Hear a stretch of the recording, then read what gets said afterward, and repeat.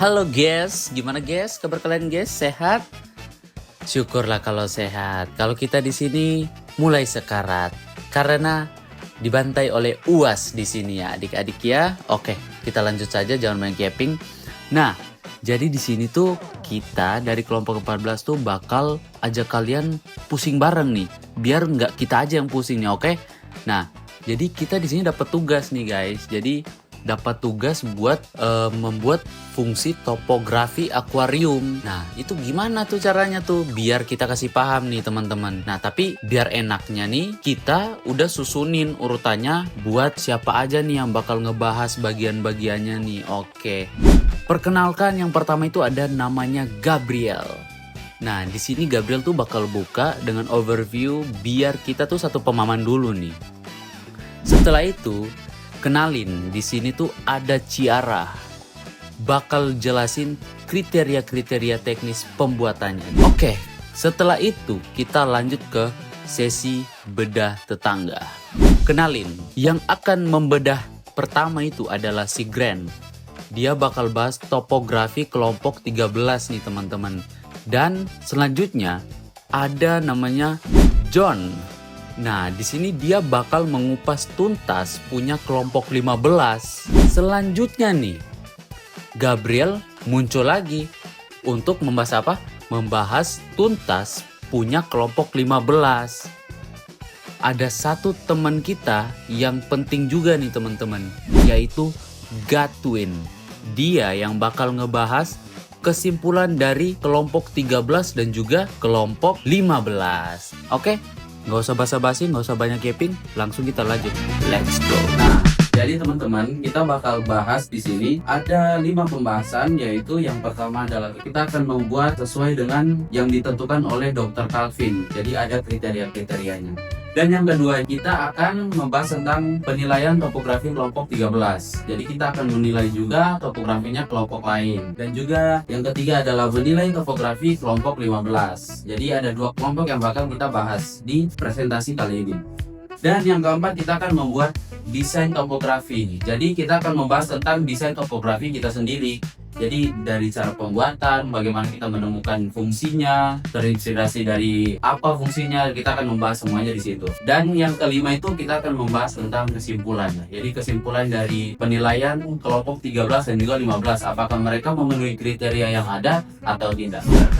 So firstly is the continuity and the uniformity. It's when the topographical line must be uniform along with the y-axis. And if the topographic line is rammed, the topographic function must be continuous. Secondly is the land height. The land height of the land should not exceed with the height of the aquarium, which should be around 100 centimeters. Thirdly, the number of hills and lakes. There must be 2 hills that are not submerged in the water and 3 lake areas separated by the hills. And fourthly, the water height and volume. The water level must be same in each lake, and the total of the water volume must be exactly 200 liters. There are at least 3 hills below the water surface. The evenness of the water volume. The water volume of the 3 lakes is should be as even as possible. And for the land interval, the total interval during which the topography emerges is made as wide as possible. And for the land volume is expected to be as small as possible.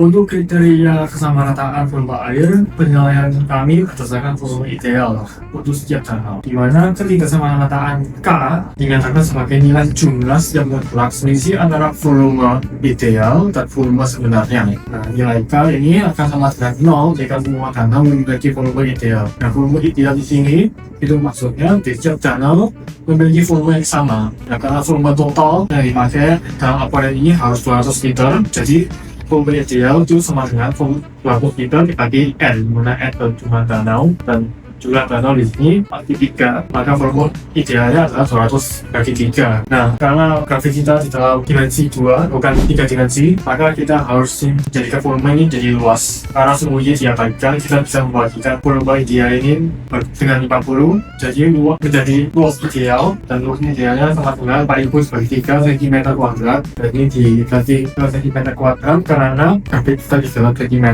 Akhirnya rumus K adalah sigma dari K sama dengan 1 ke 3 plus LI min LK, di mana LK adalah luas tinggi air di setiap danau yang sebenarnya.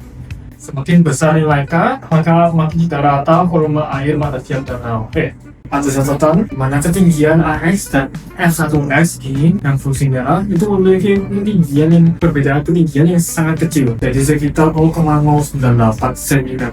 Untuk penilaian kelompok 13 ada catatan bahwa ketinggian air dan ketinggian fungsi F1X memiliki teorema. Untuk kelompok 13 ada catatan bahwa ketinggian AX dan ketinggian F1X, yaitu fungsi yang merah itu memiliki ketinggian perbedaan sekitar 0,098 cm. Di kelompok ini, di topografi ini memiliki 3 bukit di bawah air, dan karena F1X dan memiliki beda sedikit ke atas daripada ketinggian AX, maka bisa disimpulkan bahwa ada 2 bukit yang keluar dari air. Dan ditemukan nilai K sebesar 190,7 sekian, dan total interval stratografi daratan yang keluar dari air adalah 38,31 cm. Volume daratan yang didapatkan adalah 491,847 liter. Dan kelompok 2 yang kita nilai adalah topografi kelompok 15, dan seperti yang ada pada PPT, fungsi yang mereka pakai adalah seperti ini, dan topografi mereka seperti ini, dan didapat volume daratan mereka 400 liter. Dan dari volume air yang mereka kurang dari 200 liter ini, kita hitungkannya atau kita samaratannya menghasilkan sekitar 1331,633. Nah, karena volume total air kurang dari 200 liter, nilai K kelompok 15 ini kita nggak bisa bandingkan sama kelompok 13 karena perbedaannya cukup jauh. Tapi karena nilai K kelompok 15 yang jauh lebih besar daripada nilai K kelompok 13, jadi kita bisa simpulkan, jadi kelompok 15 volume airnya lebih tidak sama rata dibanding volume air dari kelompok 13. Dan kita juga melihat total interval dari topografi daratan yang keluar dari air itu sekitar 73,7 sekian cm.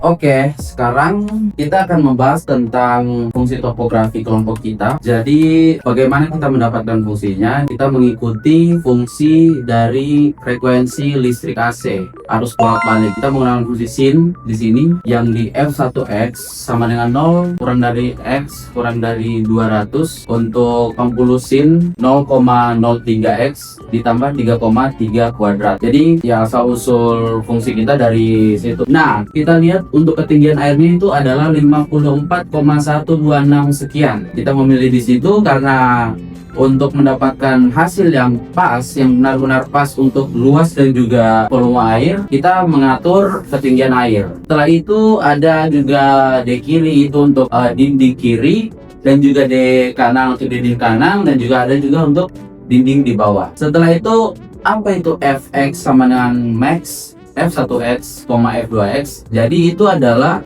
fungsi yang dimana dia akan menggabungkan dua fungsi menjadi satu. Jadi daratan kita ini dia continue di sepanjang garis X karena kita menggabungkan kedua fungsi menjadi satu. Dan fungsi max ini, jadi fungsi max ini dia bekerjanya seperti dia akan menghitung nilai maksimum dari setiap koordinat X. Jadi misalnya itu X sama dengan 0, dia akan menghitung nilai Y-nya itu berapa. Misalnya nilai Y-nya itu 50. Nah, dia akan menggunakan nilai tertinggi itu walaupun ada fungsi di bawahnya. Misalnya fungsi di bawahnya itu adalah fungsi F2X. Jadi dia akan menggunakan fungsi F1X yang lebih tinggi.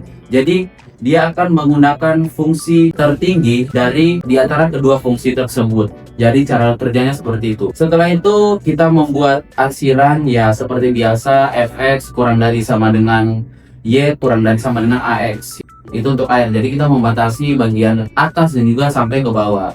Setelah itu ada juga kita arsir bagian untuk Fx lebih dari Y lebih dari D bawah. Itu untuk batas dari minus Y ke plus Y. Jadi kita membatasi dari titik 0. Oke, kita sekarang ke integralnya. Integralnya di sini kita memasukkan integralnya di dalam variabel A. Jadi nilai dari integral ini dia bernilai 4000 seperti yang ada gambar yang akan kami tunjukkan di sini. Dan juga untuk volume air kita menghitungnya A dikalikan 50. 50 ini apa? 50 ini adalah lebar dari topografi ini. Jadi di dalam pedomannya itu ditulis bahwa 100 dikali 50 dikali 200. Dan selanjutnya kita bagi 1000 untuk konversi ke liter. Jadi kita mendapatkan 200 liter pas tanpa koma di belakangnya. Oke, pada bagian akhir ini kita sampai kepada kesimpulan membandingkan antara kelompok 13 dengan kelompok 15. Ada beberapa poin yang akan kami sampaikan. Yang pertama, apakah fungsi topografi kontinu pada kedua kelompok? Kedua kelompok memenuhi aturan tersebut. Lalu pada fungsi topografi tidak melebihi ketinggian akuarium, dua-duanya juga memenuhi. Lalu pada bagian terdapat dua bukit yang tidak terendam dalam air, dua-duanya juga memenuhi. Lalu pada poin yang keempat, ada 3 wilayah danau yang dipisah oleh bukit tersebut, dua-duanya juga memenuhi. Lalu pada bagian volume air di 200 liter di kelompok 13 iya, sedangkan di kelompok 15 tidak. Apakah ketinggian air di setiap danau sama? Dua-duanya sama. Lalu pada bagian yang selanjutnya, nilai K atau ketidaksamarataan. Di sini kelompok 13 lebih unggul karena di sini ketidaksamarataannya itu lebih kecil ketimbang kelompok 15.